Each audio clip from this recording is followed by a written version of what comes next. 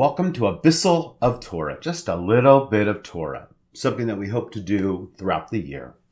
Well, this week we have the second of two Torah portions that begin the book of Genesis, and that is the portion of Noach. And last week was the portion of Bereshit, the creation narrative. And it's interesting because our theme this year is belonging. And I think that each of these Torah portions, Bereshit and Noach, really give us some of the foundations of what it means to belong in terms of the peoplehood, in terms of feeling a sense of belonging in general. And the first one, Bereshit itself, we have the wonderful narratives. There's tons of them that you're familiar with, Adam and Eve and Cain and Abel, and Cain kills Abel. And then God asks Cain, "Where's your brother?" And Cain's response is, "Am I my brother's keeper?" Well, there we go. Principle number one. Yeah, we're each other's keeper. We need to take care of each other. That's what it means to belong, is to care for one another.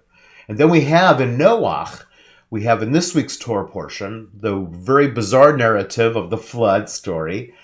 We also have in it the Tower of Babel story, a little short story towards the end of this parashah, this Torah portion.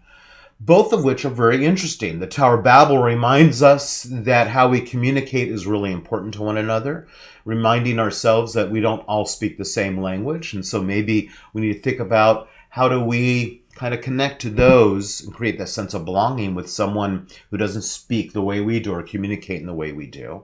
And then we have the Noach narrative that reminds us that animals are part of our community too. And for some members of our community, an animal is like a family member, in fact, is a family member. So if we want them to feel a sense of belonging, we need to understand that animals are part of our community as well. In fact, that's why it's very common on this week's Torah portion, Noach, that we have a Shabbat of animals, where we bring animals together.